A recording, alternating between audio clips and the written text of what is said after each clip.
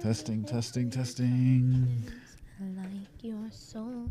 I like your soul. I like your soul, baby. Do you sing too, or you just like to sing, like for pleasure? I love singing. I don't actually sing. Fun fact: Yeah. when I was younger, I would always sing along in the car. Okay. When I was about, I think it was 10, 8, 9, 10, when I were driving home from a soccer game, and my dad says, "Taylor, I love you, but you are so tone deaf that if you want to keep singing, we're gonna get you some lessons." And I'm like, okay. Right. So I took lessons for like 4 or 5 years, and Really? now I can at least sing without hurting people's eardrums. What is that famous voice coach, Roger Vale or Roger Oh, something? He's a voice coach, and he's. yeah. Thank you so much. You guys need anything? We appreciate your energy and helping us. Good to And go. thank you, sir. Thank you, Lars. As always, my friend. I told Skylar that you really are awesome. I just told him, so I just told him I gave you the. Thank you, sir. Okay, let me know if you guys need anything. Thank you, Lars. Thank you. I love these guys here. They're awesome. They are awesome. I feel like you should do. I feel like you should do your.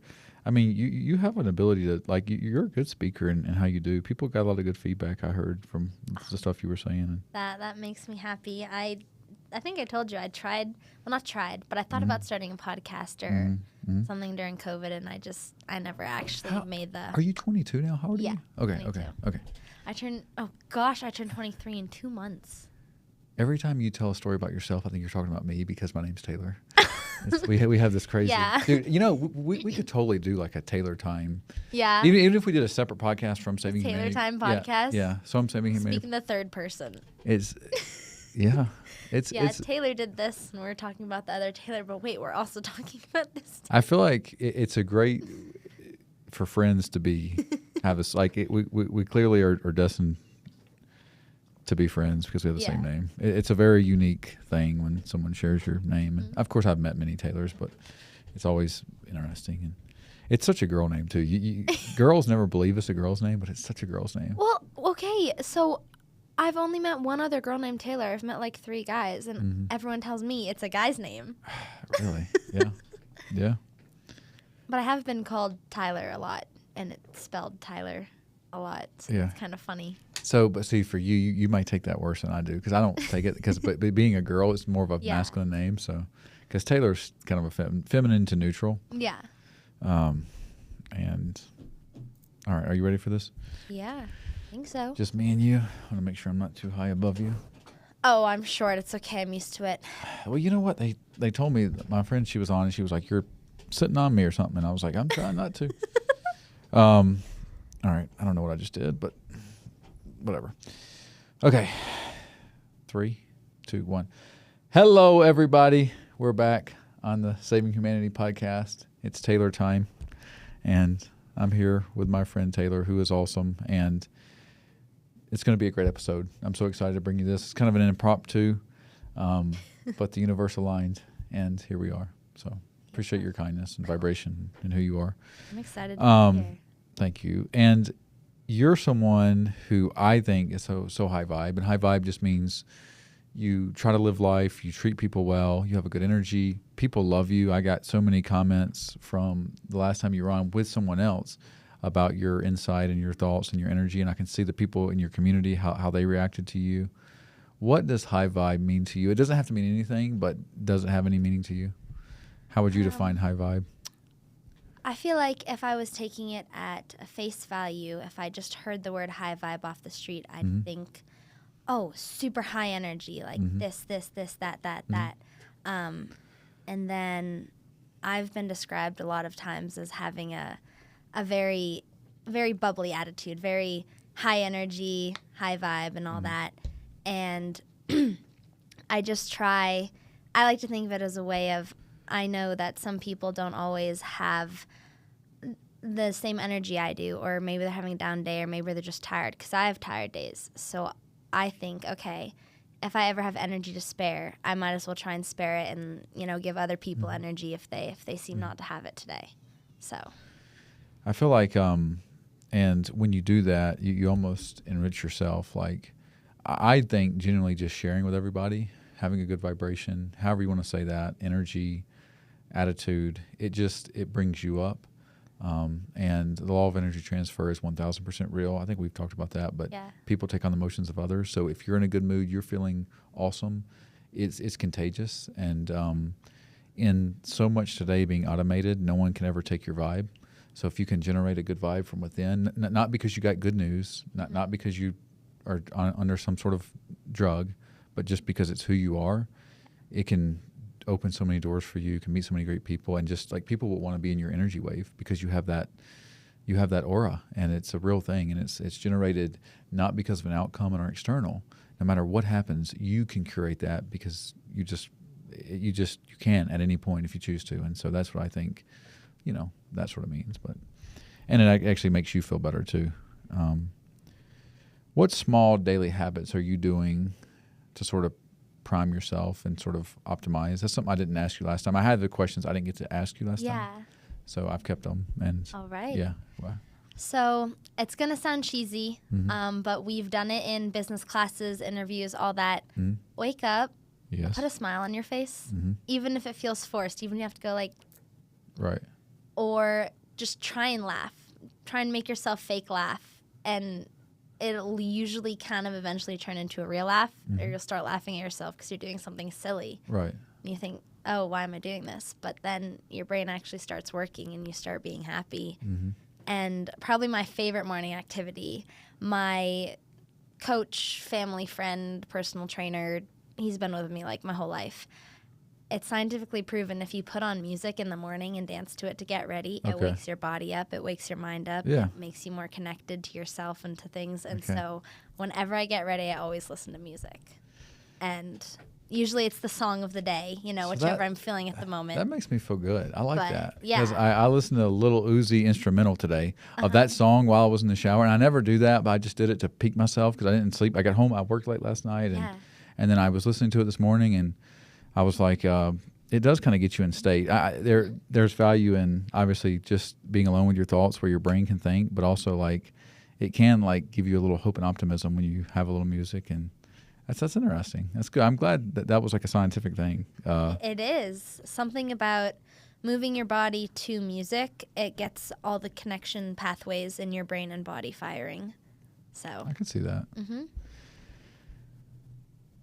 There's two things I want to talk to you about. Number one, and because we didn't get to these things. Yeah. Your parents, and we talked about this in person, but your parents, I feel like you had really good mom and dad. Talk to me about. I know you grew up in Massachusetts and some in Maine. What was your mom's a lawyer? Yes. What kind of went into your upbringing? Do you think you model yourself after your mom or your dad? Tony Robbins always asks a question, which is crazy. Whose love did you crave more, your mom or your dad? Whose love did you crave more as a child? So I feel like at the risk of sounding, I don't know, typical or cliche, I was lucky enough to grow up in a house with so much love that I never had to really worry about it. But you could say my mom showed it a bit more. My dad was a little more pushy, a little more, come on, you can do better. You've got this. Believe in yourself. Keep going. Right. So like if my dad was maybe a little disappointed or I maybe craved his validation slightly more. Right.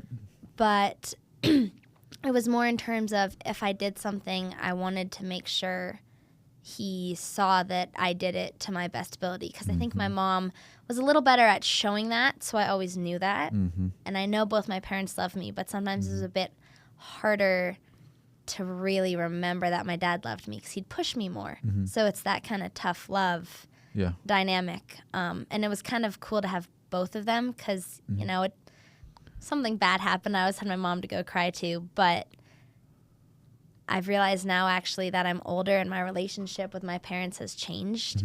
They'll always be my parents, but it's less of a I'm parenting you now and we're more kind of friends, call like family together that I can talk to my dad about things now. And it's pretty cool how that relationship evolves because we went through our struggles, obviously.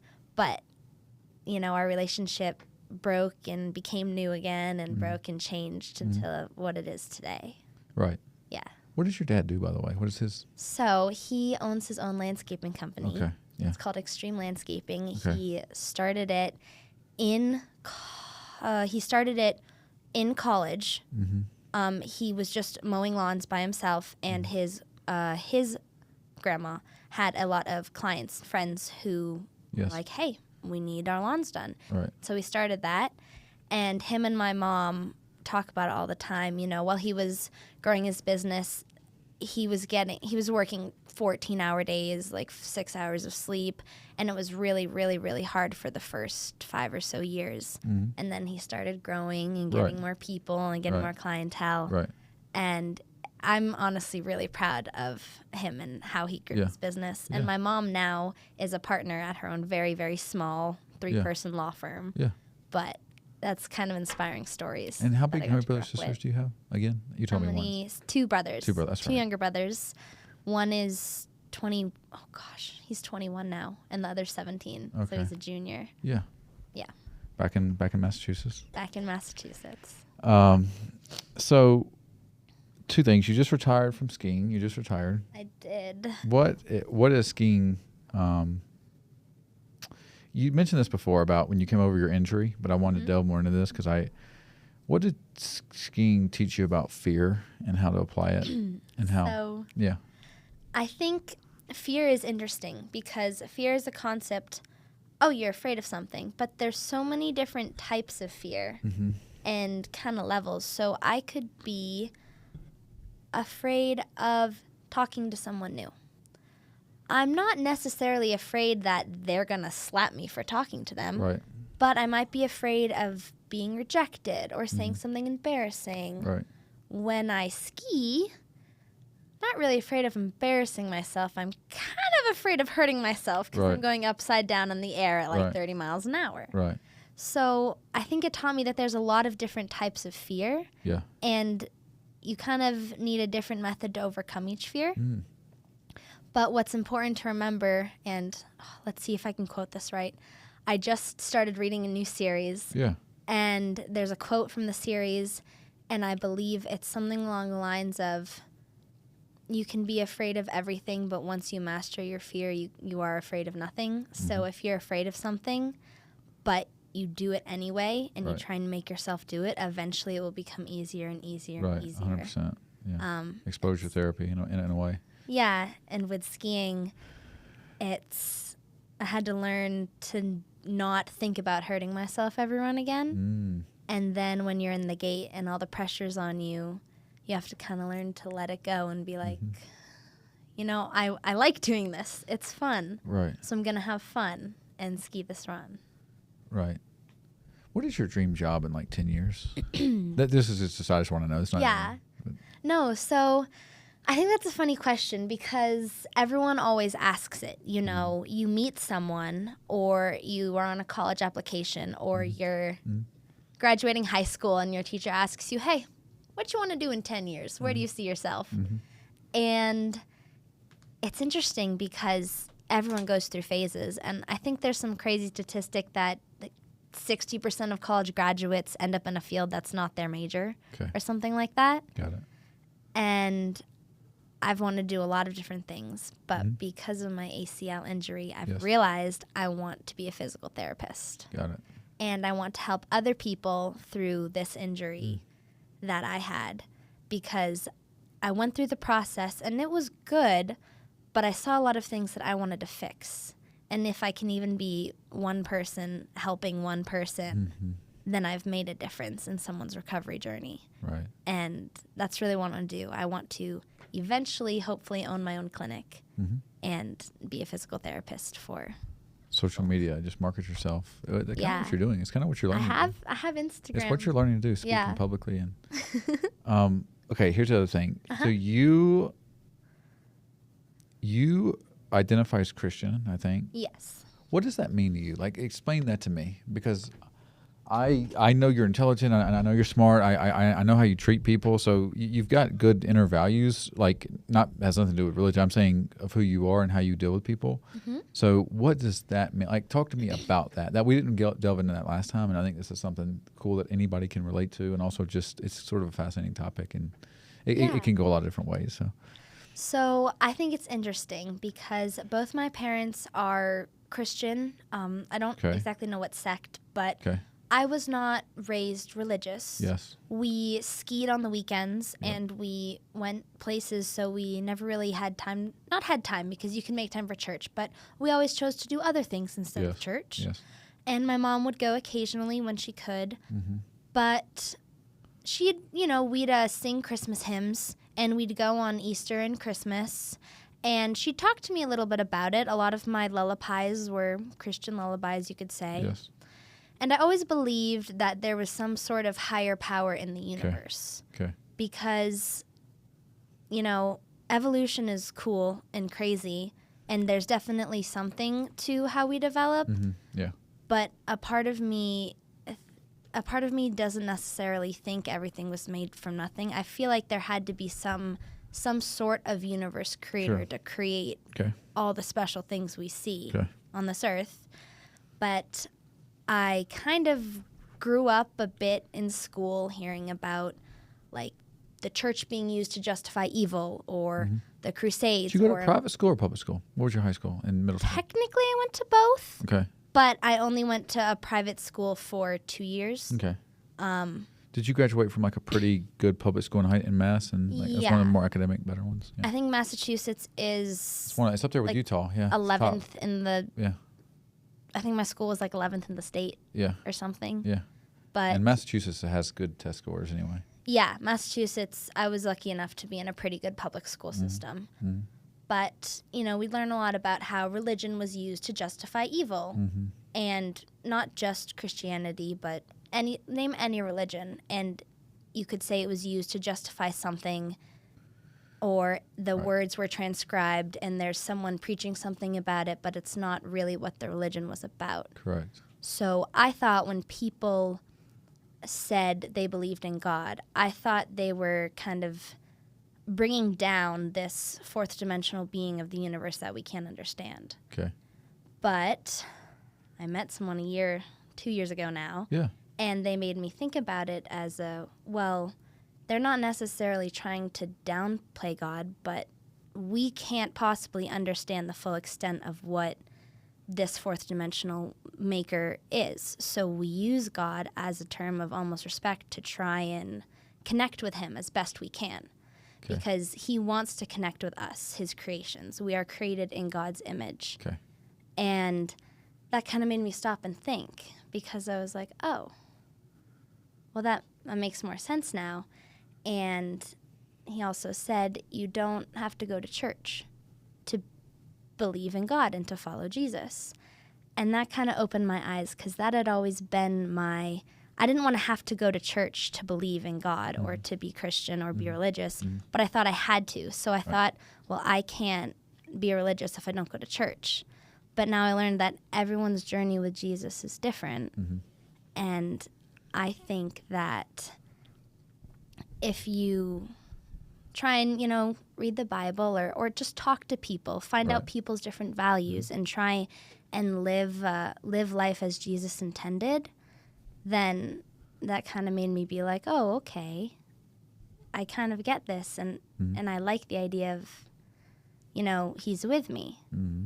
and he's watching over me. And I can make my own decisions and my own mistakes. But if I reflect on that and I try my best to do what he would want me to do, then that works. And do you think it's like I'm going to stand up. We don't have to cut this. My legs Yeah. are... No, No, no I worries. just need to stretch my legs. So would you say that there's like a Jesus like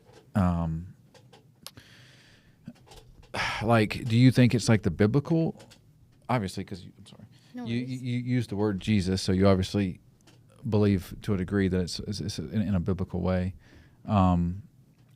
Could you speak on what that looks like? Like, do you like pray? Do you just use it as like do you think God is like a metaphysical thing where it's like some people say like God is in each of us and all that, or do you think it's like a man who lived and he died and then there was a religious process to sort of get in His grace and all those things? So That's a good question. You got to admit. that is a good question. Give me a sec. So I think a lot of people, when they hear religion, they might get debated or caught up in morals. Okay. And I think it's interesting because if you ask someone, what's a good person or what's evil, they have an answer. Right. That's their moral. Right. If you ask them, why do you have this, or where did this idea of good and bad come from, Right. they don't have an answer. They're just like, oh, well, society. Okay. Where did society get it? From what's right and wrong. That's not an answer. Where did you get it? And if you kind of keep going back, Christianity far predated America. Religion in general, it started like Africa. It moved everywhere. But if you think about just quote unquote, say America, America was founded as a Christian country. A lot of the founding fathers, their moral principles, or just early people in general, the Bible was kind of their principle. You hear the 10 Commandments, but basically just, be good, be kind, don't steal, don't lie, don't cheat. I've got. Appreciate Okay, people. I'm with you. I've got someone who watches this podcast, and they are a religious expert. Oh, And I don't okay, pretend to be okay. any sort of expert. So it seems like, and I know what you're talking about. Christianity was like founded in Mesopotamia, which is like the Middle East, and that spread. And because some of our founding fathers were like deists, so they didn't know if there was or not. I know there's the thing that they say it's a Judeo-Christian country. I think, to an extent, I think the majority of the people here came here for religious reasons. It was religion and genetics. Like, they were in England. There wasn't enough space for them. They came here, and then Jordan Peterson has a quote which says, "The stories that stick with us forever are the ones that helped us survive. Therefore, they stuck with us forever." So, like, because Jordan Peterson. yes, and so because we're the people who won, the stories that have withstood the test of time are the ones that helped us along the way. But it's very interesting. So I'm not saying yes or no or any of that. I love what you're saying, and please continue. No, I think all this is interesting because at the end of the day, religion, non-religion, morals, it's up to the individual. So you can't really say, we have a societal idea of right and wrong, but can you really, you can't necessarily tell someone your idea is wrong because it's a personal thing. It's a moral thing. And I just think that there was kind of values instilled in us in a bit, and be a good, you hear be a good person, don't lie, don't steal, don't cheat. And the Western values rooted in the common core. The common correlation is some sort of Christian background. Yeah, but I think it basically boils down to when you are lying on your deathbed or when you pass away, when you reflect back on your life, will you be satisfied with how you lived it? Right. I might not remember when I didn't smile to someone on the street because there were 30 people that day and I had a million things on my mind. Right. But if I was at a toy store and there was a kid trying to reach something on the shelf and I just took 2 seconds out of my day to help them get it. Right. I didn't have to do that. And I didn't get any value from it, physically, per se. Exactly, yeah. But I was helping them. And I think God put us on this earth to be with each other and to connect and to bring good energy and bring vibrations. Yeah. And I think especially with all the technology today, that message has been lost a little bit because so many people don't know how to connect in person anymore, and they'll connect over the internet. And I think one of the most important things is connection with people. So I try to connect and bring my good faith or my good fortune or my energy to whoever I meet in hopes that one thing I say might help them, and then maybe they'll go on to help another person. Right. And they'll go on to help another person. So I sense that within you too. I sense someone who's just genuinely kind to everybody, shares freely, and it's awesome. That in and of itself is awesome. And so when you're, I guess, on your journey through your religious discovery, if you want to call it that, is there a part of you that finds comfort in some of that, or are you just sort of expanding and you're sort of just learning and you sort of because I think someone like you, I think you could do anything, and you're very mentally resilient. You have good discipline. You're obviously intelligent. You mentioned positively affecting people. I like to say we're one brick in a bigger layer of bricks. So therefore we should try to be the best brick we can be. And that's the way I see my role with others is I may not ever see this person again.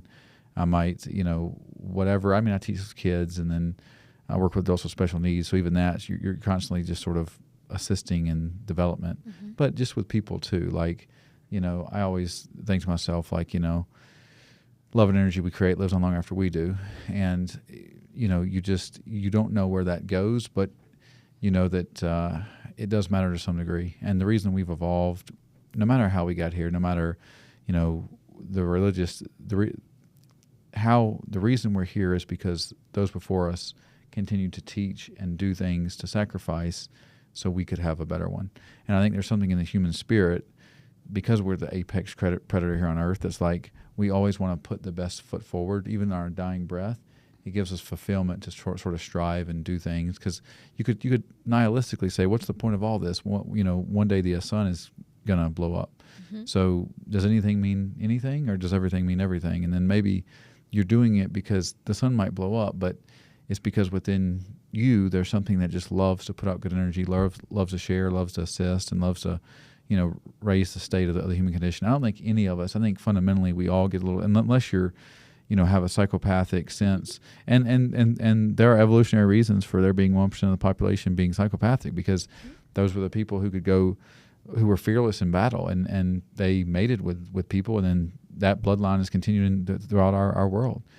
But unless you're a legitimate psychopathic, you don't want to see human suffering, because it's connected to you, because evolutionarily the reason that we survived and evolved was because we limited suffering as much as possible, where we could be in a place where there's resources and people can connect and have kids and do those things. And so it's a fascinating thing, just how we are as people. And and so I got 6 hours of sleep last night. So my mind is... It's just going. You're running with it. We're running with it. I'm running with it. What's the biggest mental breakthrough you've had recently, via skiing or anything in that realm? Mental breakthrough. Okay, so I grew up with a very competitive dad, two very competitive brothers, and an overall sense of competition. Yes. And for the longest time, it was really hard to lose, even if it didn't matter. If it was, I don't know, walking the fastest down a hallway or being in front of my brothers on a bike ride. I always wanted to be the best and be in front. In middle school and high school, and I had enough friends that it was never in a bad way, but I was always try hard. I'd always put 100% effort into everything because I wanted to be the best at everything. Right. And yes, a lot of it was because I wanted to beat the guys at their own game, physical activities and all that. But I've realized as I've grown older and as I've, taken falls in skiing, taken falls in life, that it is okay to want to be the best. It's healthy even to have that drive to want to improve yourself and to do as best you can. And it's evolutionary, you want to succeed. Yeah. But if you fail because you tried something, or if you tried your hardest and someone managed to beat you out, it's okay to take that and feel some disappointment and reevaluate, but it's not okay to beat yourself up over it, because it's natural, because you can't be the best at everything and you won't ever be the best at everything. what you can do to yourself is try your best at everything. And yes, you know, if I tried at skiing a lot, and when I failed, even though I did my best, you know, I'd always be disappointed in myself and like, come on, I could have easily done better. Right.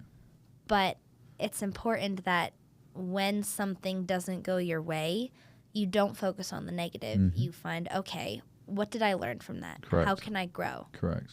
And it's something I'm still working on. Heaven knows my coaches have been through enough of my crying fits if a ski run doesn't go well. They can attest to that.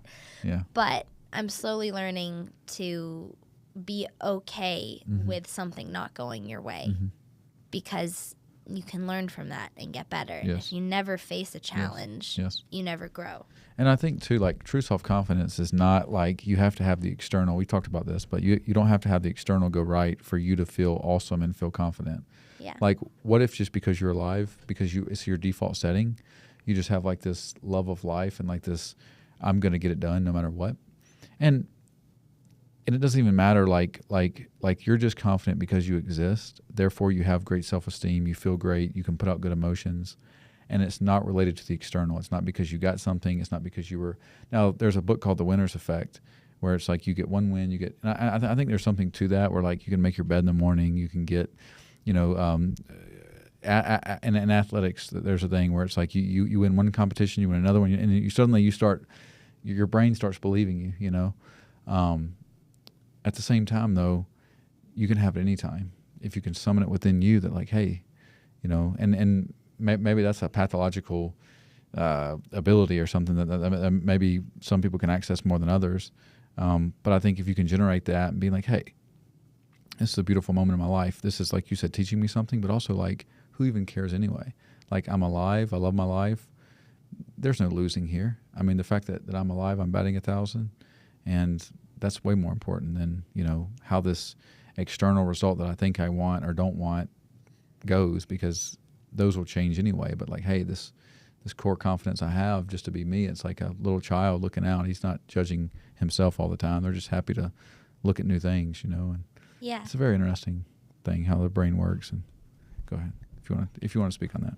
Well, I've heard this a lot, and I'll be honest, I haven't done any sort of scientific research behind it, but we watched a TED Talk on it, so I feel like that's pretty reliable-ish. Yeah, something. But the brain doesn't really think in negatives.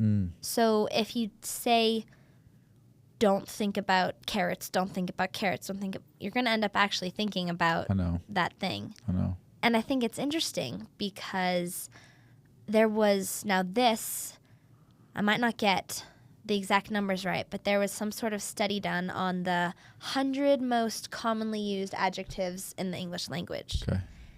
And something along the lines of like 75, 80 of them were negative. So that's, you know, in generalization, like say 75% of all the language we use is negative. That kind of makes you stop and think. Right. How much, whether consciously or subconsciously, do we put ourselves or others down without even really realizing it? Because it's societally normal, you know. So we don't think about it, but so true. Something as simple as, oh, I don't look that good today, or I could have answered that question better in class, or done something. We don't necessarily realize how negative it is and how much that can impact us. Whereas in skiing, we use something called I am statements. So think of 3 things that you're good at or you are. You can say, I am brave, I am confident, I am respectful. And if you try and start thinking and rewiring how your brain thinks in positive and affirmation statements, there's some sort of connection and some sort of neural pathway that actually will make you, if not more outgoing, or say, but confidence in yourself and you. And I think that's very interesting because you don't really realize that you are your own worst critic 99% of the time. Yeah. So that's so true. And the neural pathways, your brain will listen to what you say, whether it's coming from your mouth or someone else's. It subconsciously takes it. Yeah. And Tony Robbins talks about that. And not even just like being like, I can do this, but it's like I am the person who gets things done. I am the person who, can figure out who loves the challenge of life as we go through it. And I still say that to myself all the time. I've got something just like I can say it like half asleep. I am the person who is successful personally, professionally, and in my relationships.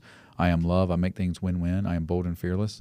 And you just say it enough, and your body you start behaving like that. You can just almost do whatever you want. And it's a very psychological. So much of life is just our psychology of things. Even what we like, what like arouses us, what makes us think something's good. Our psychology is so prevalent. I love evolutionary psychology because evolutionary psychology teaches you why we are the way we are because of like basically we had to be that way. But so much of our behavior is it's not of our own autonomy almost. It's wired into us through thousands, tens of hundreds of thousands of years of that's what got us here. And so we're still running off that, but we're in a dressed up society with podcasts and societal rules and the ever changing landscape of what is appropriate and what's not. And then we're in these bodies that are so old, and you wonder why. It's a very unique thing how we are. We're complicated beings, and Tony Robbins. The reason Tony Robbins asked, "Whose love did you crave more?" because he says that's the mask that you choose to wear often. It doesn't mean all the time, and I'm not saying that, but because your dad was the one you wanted to please, you had to always be the one who was on top of everything, who was pushing through, who showed how hard you worked. And so that's the mask that you front to the world because you wanted his love, and so therefore you're still wearing it. And it's a very fascinating thing, just how we are as people and everything like that. Go if you. Yeah, well, that's pretty interesting, Mm-hmm. and it kind of makes sense because. So there's really kind of funny story. Okay. I never swore when I was younger Mm-hmm. and I still try and limit it now because I feel like there's a time and a place. Yeah. But you don't have to use it every sentence. Right. You don't. Yeah. But I think it was 8th grade or something, Mm-hmm. and I don't know why, but I think I might have said the F word for the first time. Okay. And all my friends at the table We're looking at you. stopped what they were doing. That's funny. And looked at me and Yeah. said, "Taylor, what?" And I was like, "What?" Uh-huh. I've never heard you say so much as like ass. Like, Right. oh, okay. Mm-hmm. And it was kind of funny, that reaction, because Mm-hmm. I never swore because it was wrong. Like, it wasn't done in my household. So there was that. Yeah. And I've realized through meeting new people that you could say throughout my life, one of the reasons, and I've learned to kind of step into this energy, but for a little bit, I was kind of using a mask of being overconfident about things or being super outgoing or, not gonna lie, even playing the dumb blonde sometimes because I loved meeting people and talking. Right. But also, I think a little part of me was like, well, if they don't like me or accept me for who I am, I'll put on a little bit of a front so I know they're not actually not liking me.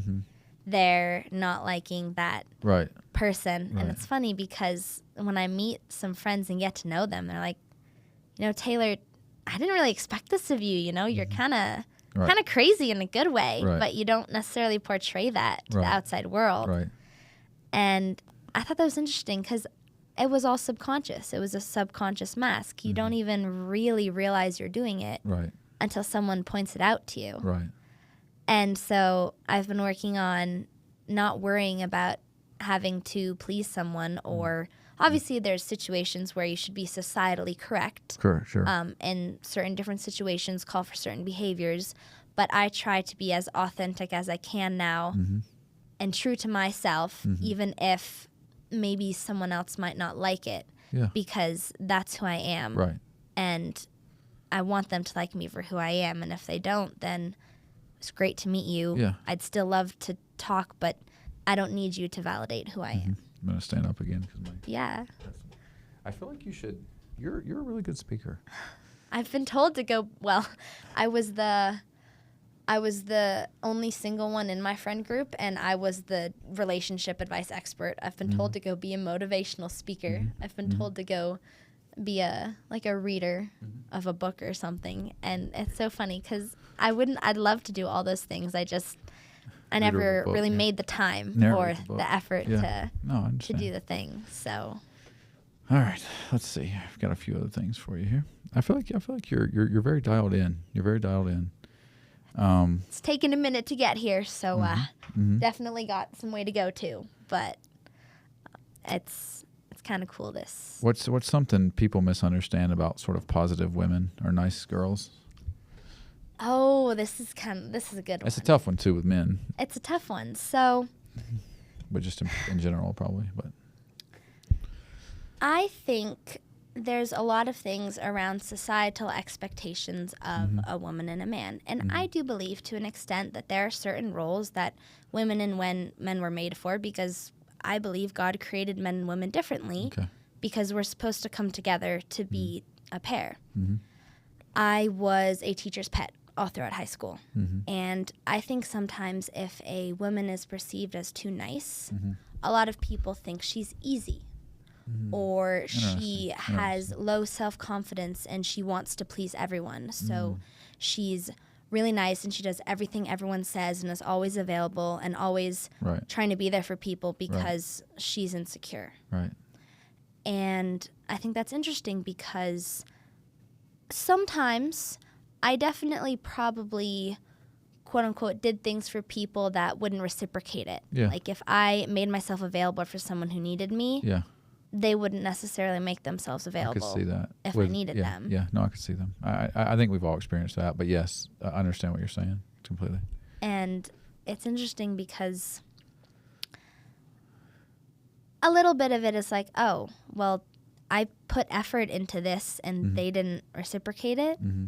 But I've realized that even if they don't reciprocate it all the time, that effort make me feel good, because if I can be there for someone, I'm going to try and be there for someone, because I think that's what you should do.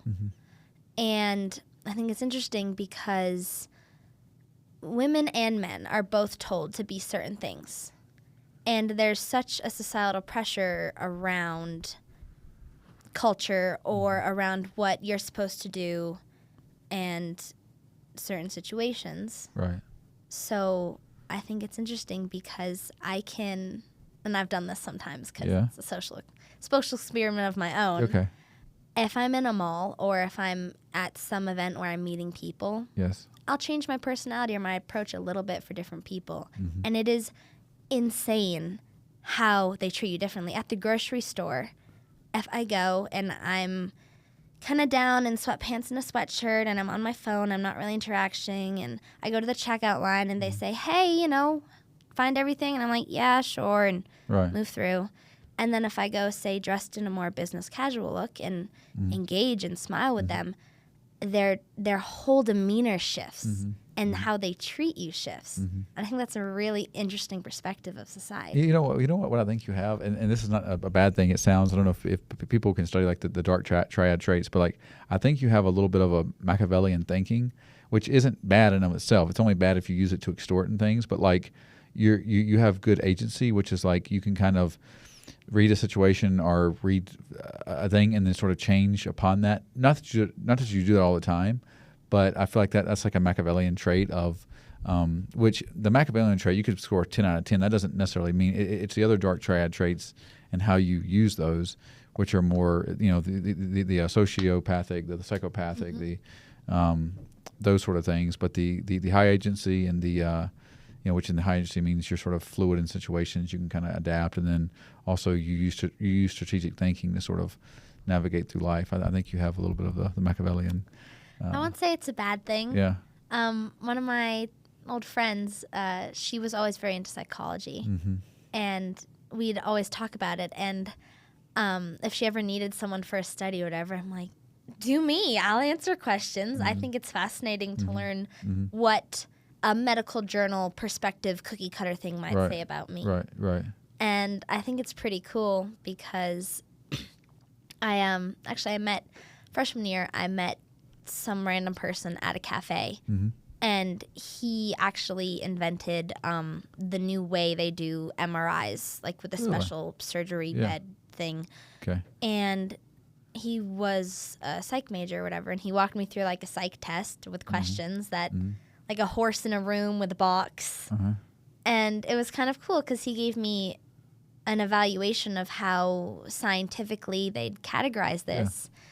And I was like, okay, I never really thought of myself as that, but I can kind of see how I might seem like that. Yeah.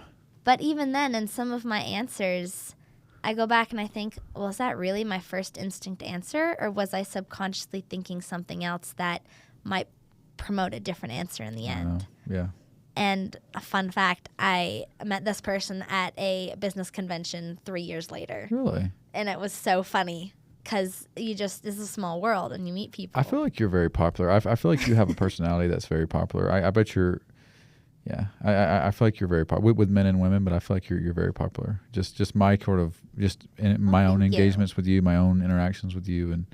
And so, yeah, so the other thing I want to talk to you about, I'm going to come back to these in a second, but I know you're a fan of freedom, and certainly free markets. We haven't talked, extensively about this subject, but you've said enough, more than one thing. I think we talked about a little bit on the podcast. I'm running as a libertarian. I love freedom. I love free markets. I value the Constitution. The Constitution is there to keep our government in check and to keep us free. And when the Constitution gets violated, we get less free and more poor. Mm-hmm. And right now our president is doing it to us, but it's been a long time been done. And this is the latest iteration of it. And I don't know, I go canvas, I talk to people, I have hope, but then I think, man, like, this is I like doing stuff. I like creating. It's just fun for me to just do stuff. Like, this is like I'm like on a movie, and I'm here with you doing this, and I'm running for office, and I'm doing these things, and so there's that where I'm like, I'm just taking this opportunity in. But I do believe in the stuff that I say. Like, I do believe in free people. I think freedom, economic freedom, and civil freedom is the condition that human beings have to have so we can flourish and expand and create and raise the human condition. Otherwise, if we have any sort of collectivist economic system, or we have a tyrannical government, then we just all kill each other, basically, because we're fighting over resources and all these things. At the same time, I know it's probably futile, and I don't know how long I'll be in politics. But what sort of shaped your political outlook, and how do you see the world, and where's it going, and what's it like being a younger woman? I have so many female friends, not that that's a big deal, but like I have so many female friends who are left-leaning almost exclusively to a very high degree. And women I know well, I've been close with, dated like a lot, the whole gauntlet, the majority of them, and most of them just don't even care. Like, most of them just aren't even aware. Yeah, more than anything. If you talk to them and they trust you enough, if their guards are not up, they can kind of compensate on it, or you can kind of. Yeah. But if they're watching the social media and they've been brainwashed, they're just it's just like it's a very unique thing. But I love everyone. I don't have any ill will against anybody. But what's it like being a woman, a younger woman who's conservative? I hate the word conservative because I'm a radical for freedom. Like I am a liberal in the traditional sense, the classical liberalism, which is everything to and related to freedom. Not wokeism. Yes, I am a radical for it. So like free markets, free people. I am a traditional liberal of like the 19th century, which is freedom and especially economically. So what's it like being sort of at least believing in free markets and not being so pro-government and so forth? So I don't pretend to be a political expert by any means. Yeah. I just have my experiences and my ideas. Mm-hmm. And I think one of the beauties of people is I think we've lost the ability to share different ideas without getting offended or being mad at someone. Like, if I tell you my political opinion, I'm not trying to make you feel less than. Mm-hmm. I'm just trying to tell you how I see the world and why. And I think one of the problems with our society is we've gotten so worried about offending that freedom of speech isn't really disappearing, but it kind of is in a sense, because you just can't have a controversial conversation anymore without someone crying wolf. Correct. And so when I was younger, I didn't really understand anything about politics. So I'd be like, okay, I was told generally, my mom's I think my mom and dad are both independent, and I'm independent. Yeah. But Massachusetts is a blue state, and throughout my education, all my friends, I was always told Democrat good, Republican I bad, can only imagine. and Yeah. very black and white. Mm-hmm. And so I was like, okay, Democrat's good, Republican bad. Mm-hmm. And then I grow older, and I start thinking for myself, and I maybe notice a few trends, or I develop my own ideas, and there's this whole thing with feminism, and there's like first, second, third, fourth wave feminism. I know. Yeah. And, if you look at it, it's interesting because women just wanted the right to vote, to be able to, have a say in their life and own their own property and be independent. And I think that everyone should be able to be independent like Sure. that. Yeah. But there's actually a lot of documentation that a lot of women in the suffrage movement didn't really want to vote. They were fine with their husbands voting how they see because they Right. tended to agree. Right. But that happened, and then it was women should be allowed to do things a man can do, which they should. If a woman wants to go do whatever they want, woman or man, they should be able to. And then it kind of gets into, a woman can do what a man can do. And I think conceptually, a woman and a man can do the same things. But there are biological differences, and I think there are preferences. Like, women have been able to do any job they want for 100 years. And in the last 100 years, the top 10 jobs that a woman have held, only one of them has changed into some sort of business law professional. Most of them are teaching, nurses, Yeah. child caring, Yeah. nursing home, and if you look at that, you can see there's kind of a thing women want to do, and there's things men toward to do. And Jordan Peterson does talk about this a lot, how they're kind of wired a bit differently in a sense, We are. and how you view the world or how you do things. Yeah. And a really interesting argument I've heard, or not argument, but thing is, a woman is born with value, and a man has to create value. And it's kind of like if a woman is pretty, she has value. But a man doesn't really have value until he makes something of himself. And I think part of that is from, then women want the whole 9 yards. They want the man to take them out on a date. And this is just, if you don't want to be straight, whatever, but personally, I would love a man to take me on a date. I would love him to send me a text saying, wear something nice, I'll pick you up at 8. Because I like the kind of role of women and men in society. But if I tell some of my friends that, they're like, oh, well, you're letting him control you. Why are you doing that? And as someone who's actually been in a slightly controlling relationship, toxic masculinity, I don't think it's never used in the right term. Masculinity is meant to be protective. A lot of the times it's because women are ruled by emotions, and men might not be as much. Right. So Right. if your boyfriend, he shouldn't stop you from doing something you want to do. But if he says, hey, go out with your friends, but just be careful, please, and maybe don't take a drink from a stranger because I Right. care about you. Right. I think that's become such a slippery slope, and people use fascist or misogynistic Wow. or toxic masculinity Okay. for everything. And if I bring that up to anyone, they're like, oh, well, you're a misogynist. I'm like, how can I be a misogynist if I'm a woman? So I definitely get a good amount of backlash for being a traditionally conservative woman because they see it as me not being independent. But I also think there has been such a push to make women independent and that we don't need men anymore. I think men want to be needed. They have a desire to protect and provide because that's their thousands of years of biological generation. And I think women kind of want that, but they're told not to want it, so they fight it. Or they are everything, and when a man wants to be that part of them, they don't know how to recognize that he's doing it because he wants to take care of you, not because he's trying to say you can't do something. So I think Wow, that's that was very a lot. That was a interesting. lot. Sorry. No, it's great. It's Trying great. not to go on a tangent. Okay. A couple of things. Yes, I know what you're talking about, Jordan Peterson, and with the women. I think as a quote I've heard is like, women like to work in realms with people.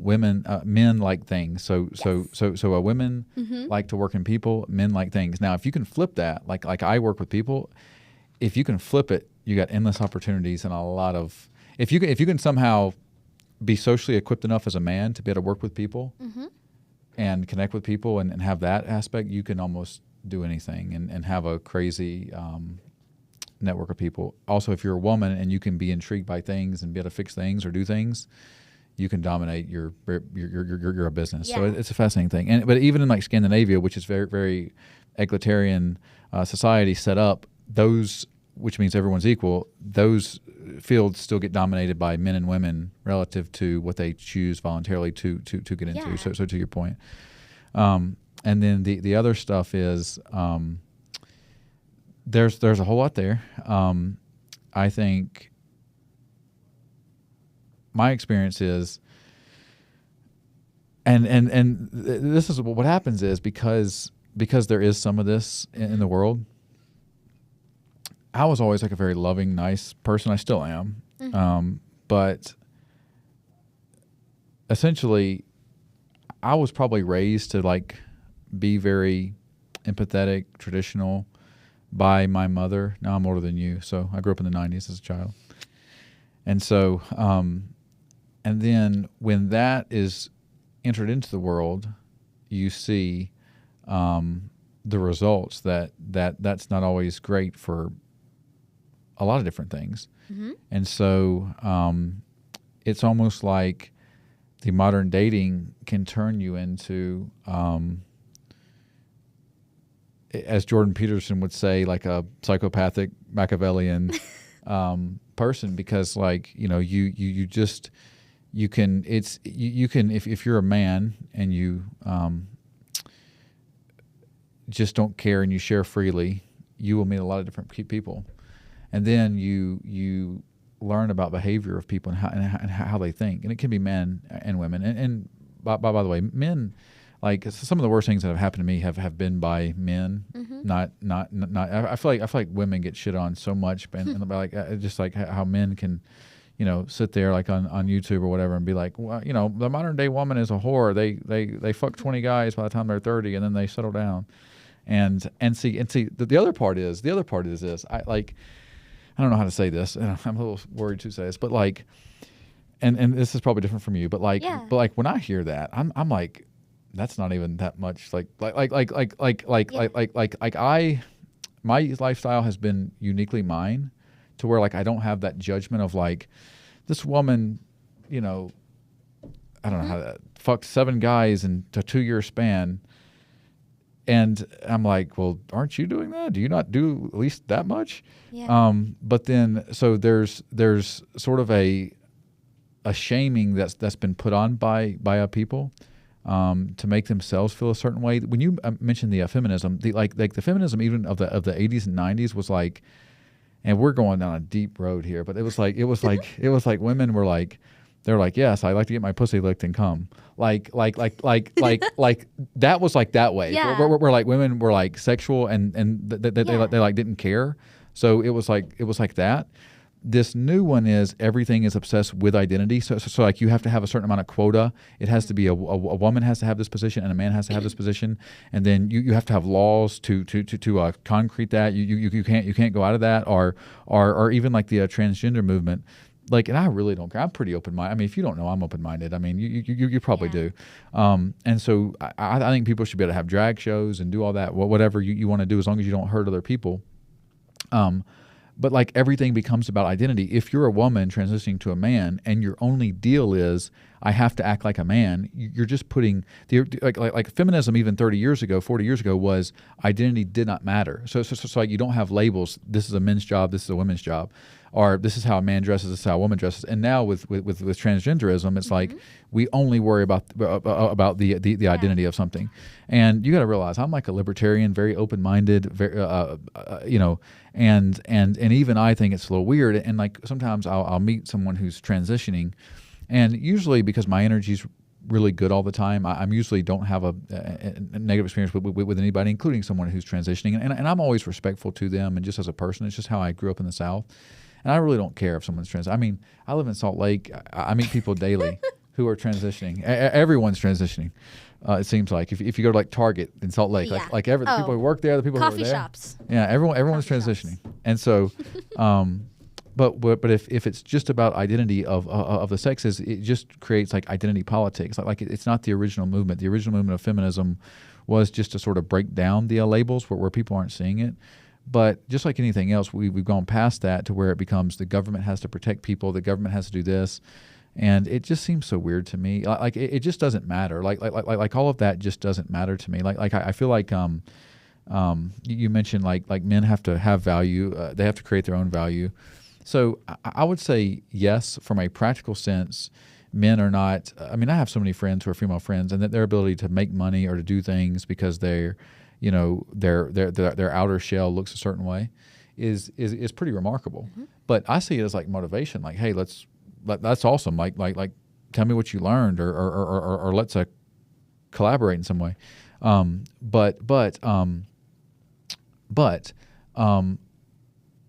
also think if you just choose, no matter who you are, to just love from within and not care, and be like, I don't really care.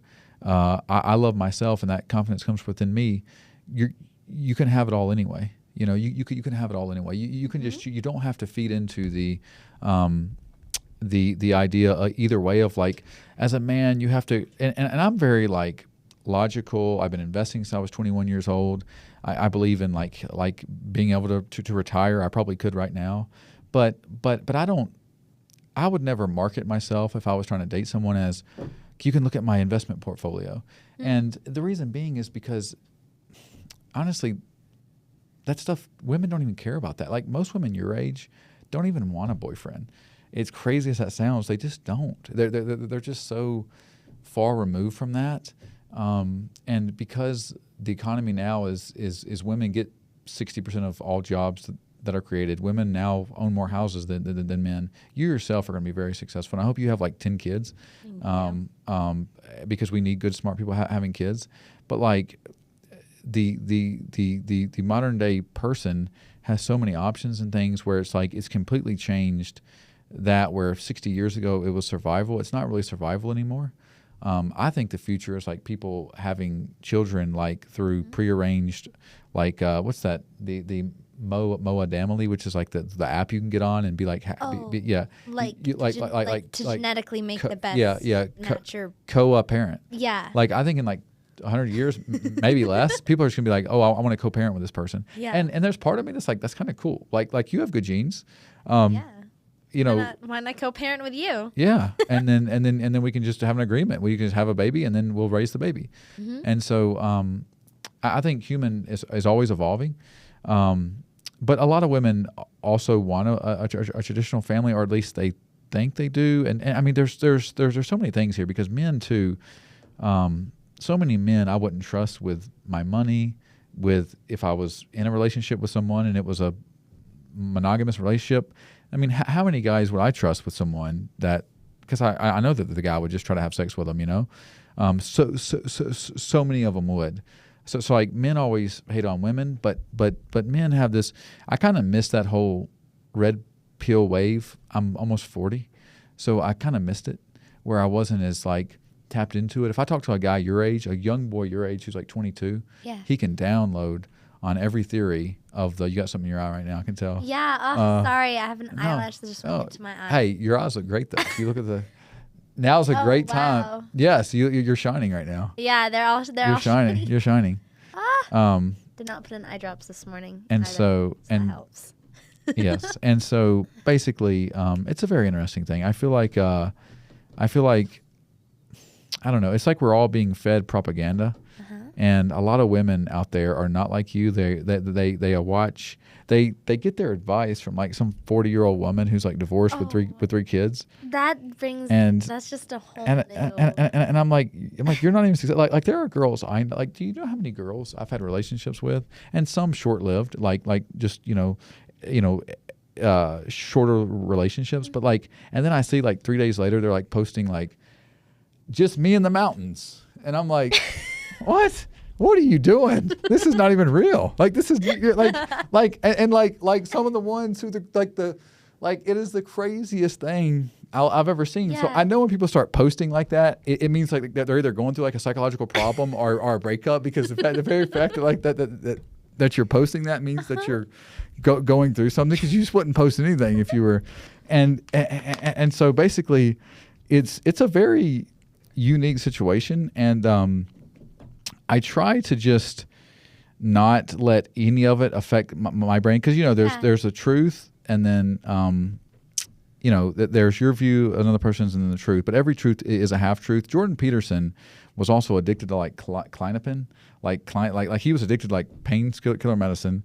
He calls anybody who has like a one night stand a psychopath, Machiavellian person. His daughter like met somebody and had a kid relatively quickly.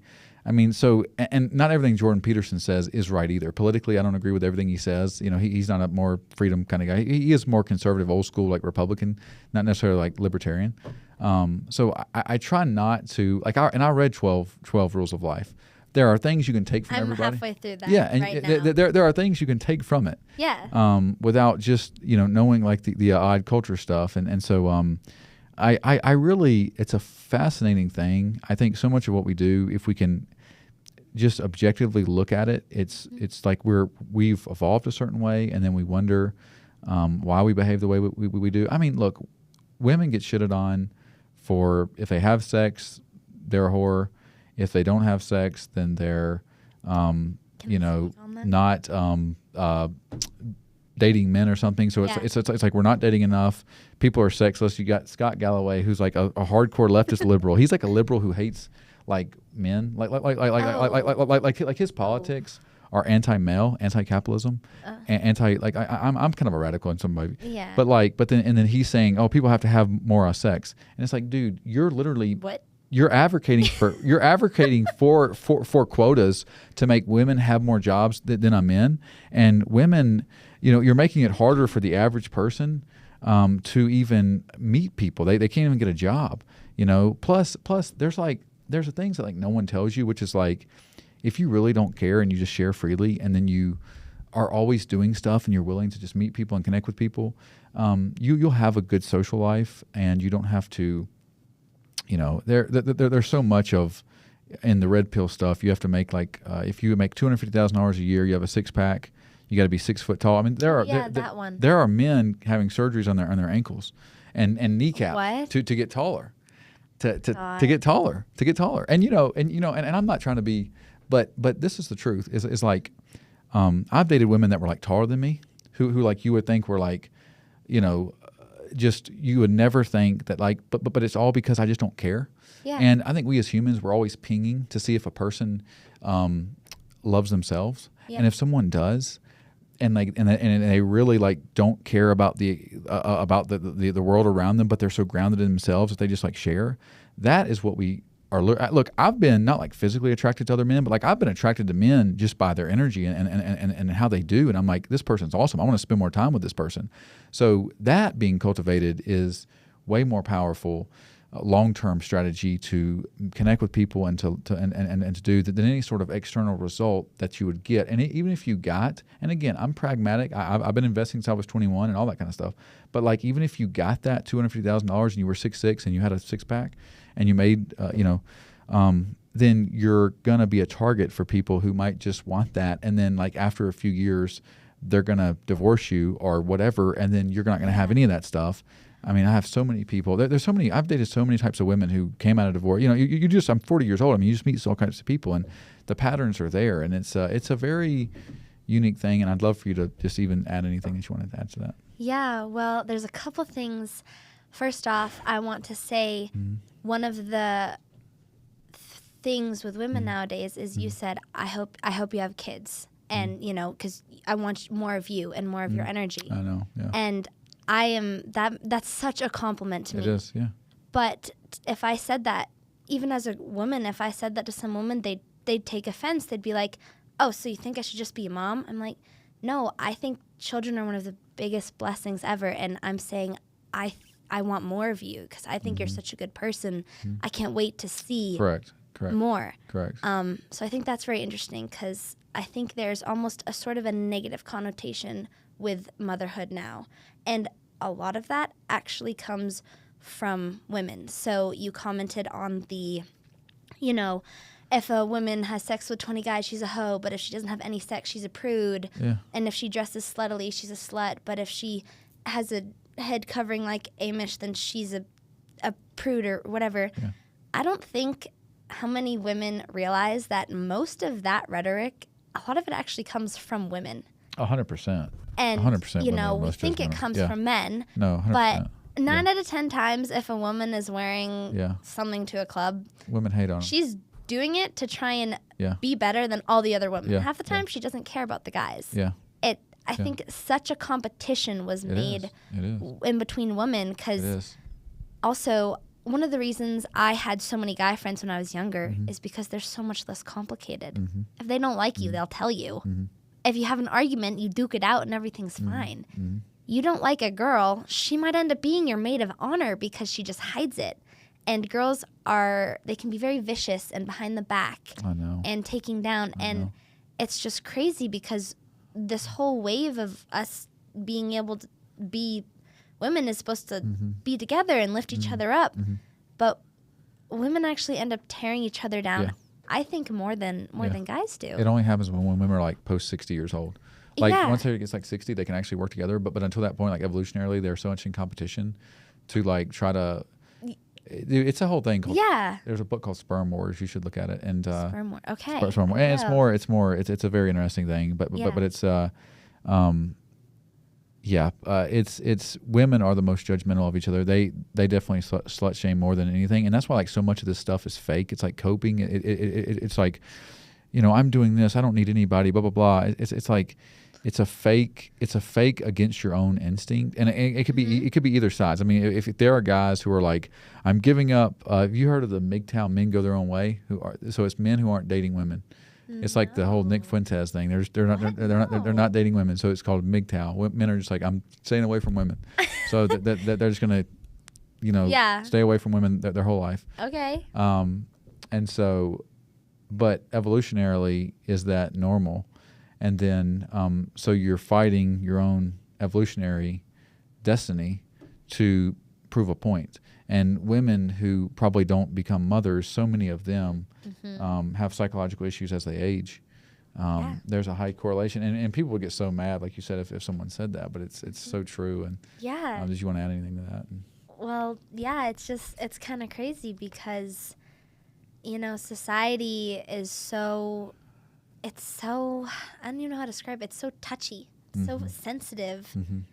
I feel like we can't even, like a conversation between you and me, this conversation, I couldn't have with half the kids at my school. See, but I screen because I've dated girls your age. And I'm serious. The only ones I hang out with, and there are some who watch this thing, and like, they're all cool, laid back, good energy people. And that's the thing. It's like when you're looking at someone to even hang out with, much less date, just don't be like, I want this person to like me. Just screen that energy all the time, and the person knows that, like, oh, you're probably got other stuff going, and you don't care what they're, you know, you don't care about you care about the energy and the alignment. It doesn't have to be like relationship. It's just as a person to be in someone's energy wave, and then if you do that, you can get the right way to do it. But yes, I'm not exposed to that because I'm not in college anymore.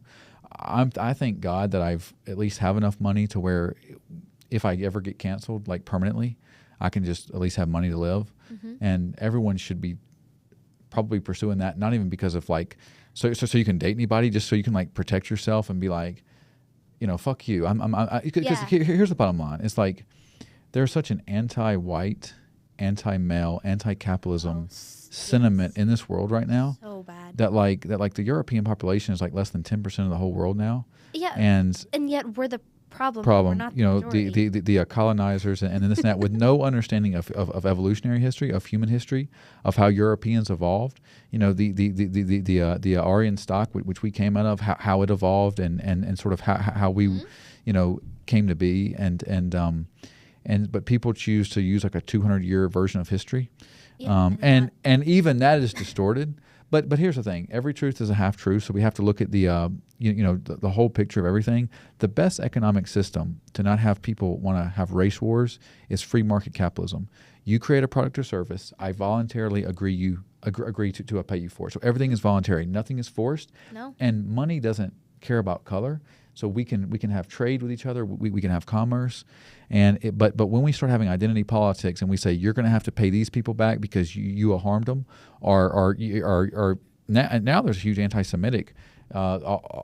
Every Jew is bad. Oh, the Jews run the world and all this kind of stuff. Anything that has identity politics, it sets itself up for, it's a version of Marxism, and that ends up being communism, which means there's no private property, which means we have a few people who can delegate things, and everything is backed by a force anyway. Yep. So there's going to be a hierarchy of men who control it all, and it'll probably be with weapons, or it could be with a technological weapon in the future. But like we have to have, we're going to have a patriarchy or a hierarchy, and we just want it to be the most fair, equitable possible. And the best way we can do that is through capitalism, where men compete in markets and in business rather than for resources by killing each other. Because most of human history, men have been killing each other, including mine and your descendants. We are hairless murder apes.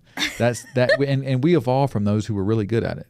And that's just the way it is. And so how true enlightenment, I've said this before, but like enlightenment is not like reading poetry. And the enlightenment period was when men stopped competing on the battlefield and just trying to kill each other for resources, and whoever won took it, and then competed in business, and then we all benefited because we all help each other with technology and advances throughout our civilization. So go ahead.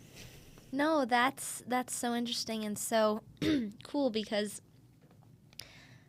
at some point in history, every single race was a slave to 100%. Someone. Yes. Every single race did something wrong to someone else. I mean, Native Americans, how do we even really know they weren't so the first savage. people here? They were, not that we were civilized, but they killed each other. They took each other's land all the time. Barbarically. They took war crimes, barbaric. So what's the real difference? They fought each other, but because they were all here at the same time, they're allowed to fight each other and take lands. But when people migrate over to this lands, they're not allowed to fight and take also each other. Natives migrated across the Bering Strait through Russia. The natives have their lineage in Asian people who migrated across the Bering Strait and came down from Canada. It kind of begs the argument, well, no one's really indigenous anywhere. No one bubbled out of the ground. Exactly. Yeah. Humans moved everywhere, and now I don't want to get canceled either, and I don't want to sound like, oh my gosh, some people are superior to others, but at the Europeans who were able to come and take over the land from Native Americans, I'm not saying they should have put them on reservations and done that stuff. Right. I'm not condoning that. Right. But they had the better technology. They were the more advanced society. And in theory, biological human survival, the more advanced one wins. Always will. It always wins. It's still going now. And it's still going. And now, okay, so you want people to be the best they can be. You want new technology, new inventions, new ways to make life better. And now you're kind of saying, okay, wait, everyone except white people can do this because white people were so good at it that they hurt so many people. Okay, we couldn't have been as effective. Exactly. Couldn't have been as effective in the slave trade if African tribes weren't killing each other and sending their prisoners of war. Yeah, exactly. The reason Black Americans have athletic the muscle because the muscle composition that they have is because the tribes of Africa would go around having fights, wars, and then whoever lost would become the slaves of that tribe. Yeah. So basically, the most skilled people were warriors. The warriors were most valuable because they could kill and just enslave the whole tribe. So, including the heritage of some of the folks who were brought here were as warriors and so forth. So that was the human condition. Slavery had to do with proximity, not color, and everything that they say about the color. If you're a dark-skinned person, you have an experience. That's not true because Indian Americans have the highest per capita income of any race of people. But it's all rooted in some sort of Marxist collectivist thought where we have to equalize society. We're going to take from some, give to others, and then the government is the one controlling it, it just leads to more intervention. It'll lead to socialism, and then it leads to communism. Because once communism, socialism is government controls the means of production, but there's private property, so people own their house. But then there's private, but then there's public production of goods. But then those public production of goods will eventually run out. Therefore, the government has to start taking people's homes, and then whoever's connected to the government, they'll be the ones getting the houses, being able to get the limited supply of food and so forth, which is what you see in like Venezuela. So what you start, you have a free market system, and then the government starts intervening, which is what we have now. We have an interventionist economy. We have to subsidize this, regulate that. Well, then it kills the free market economy.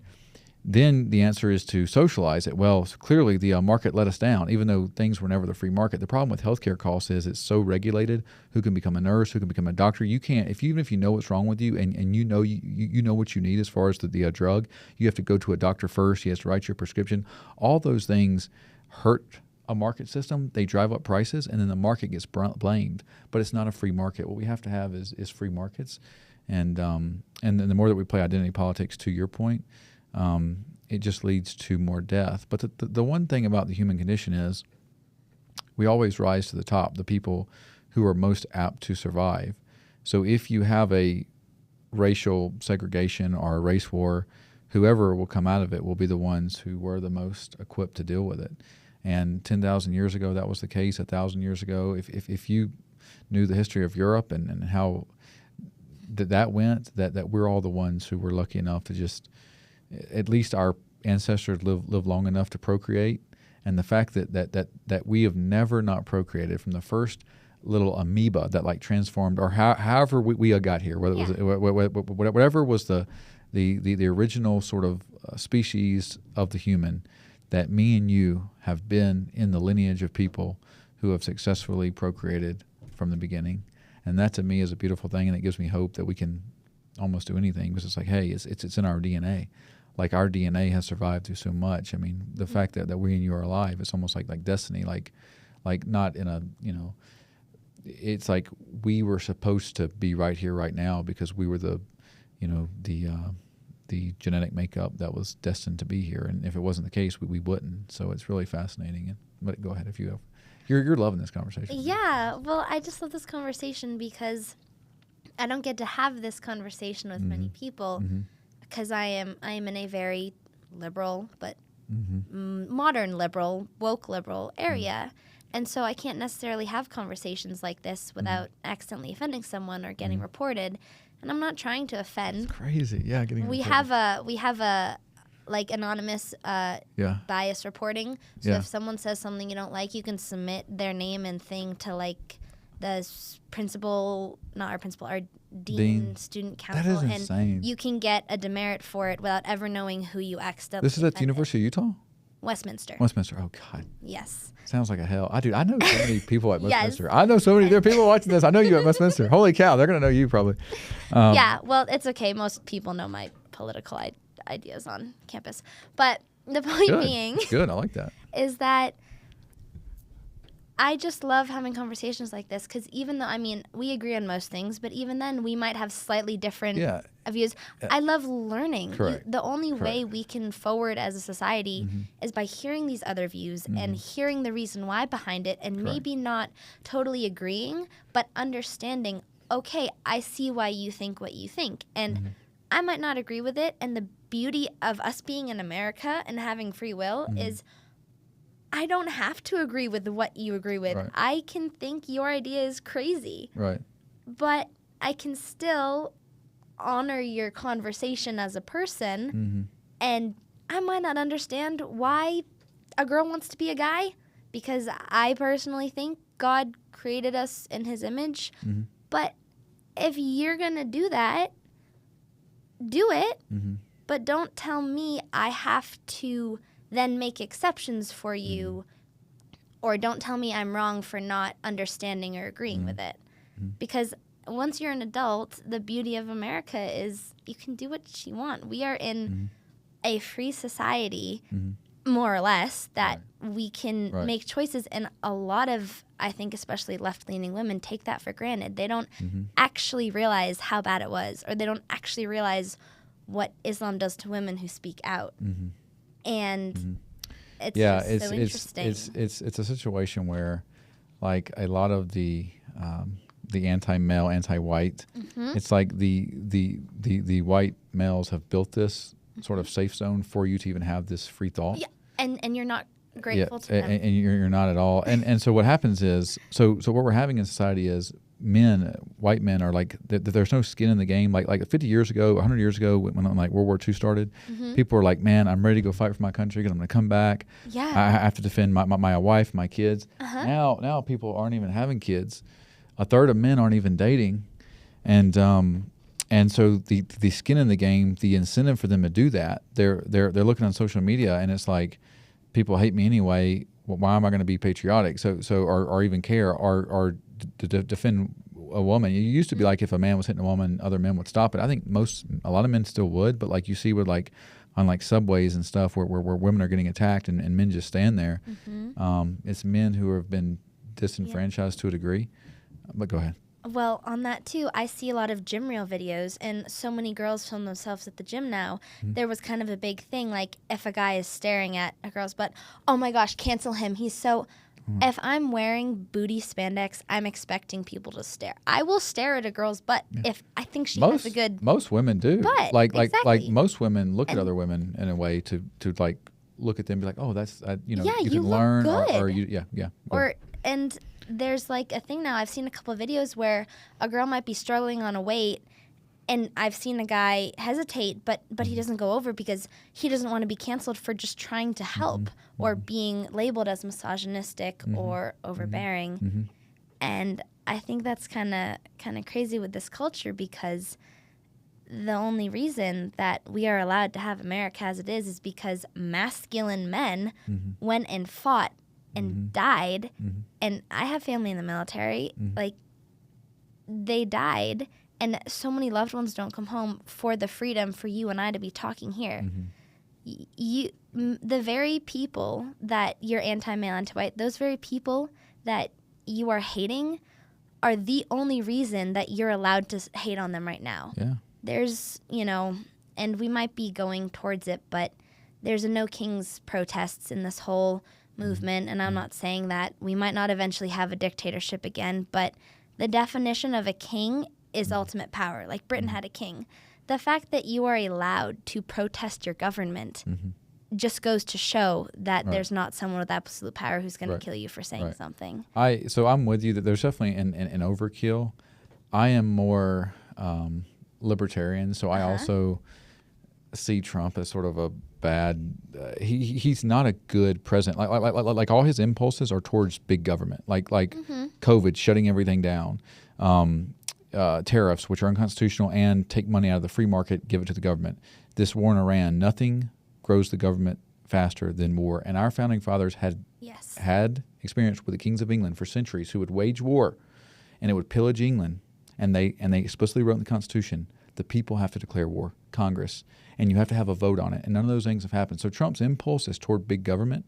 He's actually owning companies now and things of that nature. So for those reasons, I see him as a tyrant, because his natural impulse is towards big government and not freedom and not the people.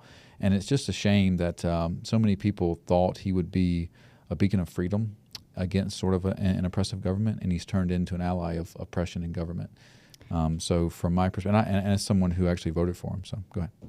Well, I think that's interesting too, because I did see Trump as hopefully, a difference. And I still, I don't know how Kamala or Biden would have done, but I still think at least, I don't know how much worse of a direction it'll go, but I think at least for better or worse, at least there's a different type of government right now. So we're seeing something different. We're getting a new thing we haven't gotten in the last 20-ish years, for better or worse. But I think that's interesting, because you hear, like you were saying before, you're running for Congress, and, if you tell someone you're a politician, they're like, oh, well, I hate politicians. And I think there's an inherent, not corruption, and you can try to be the best politician you can be or the best person you can be. But the reason, like, in a perfect world, okay, communism would be great. Everyone has everything. No one's starving, whatever.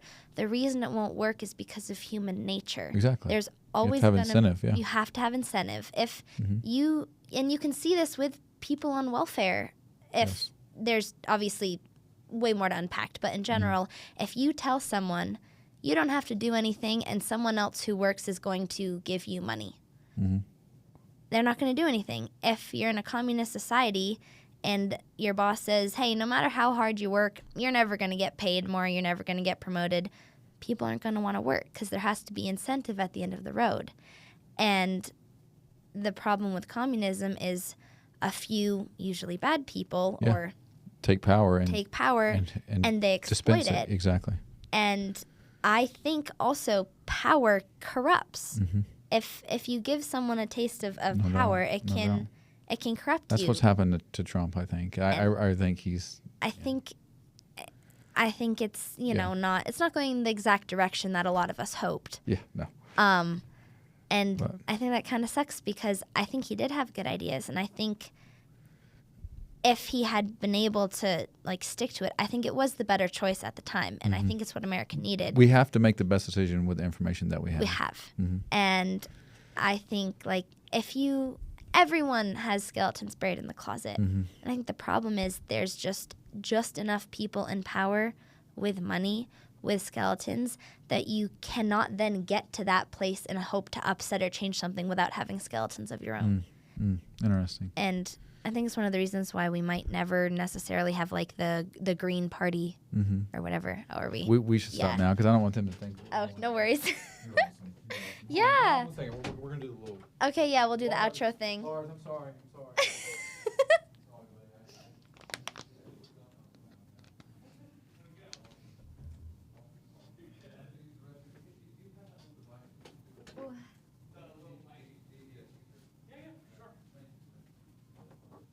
Right on. How'd everything go?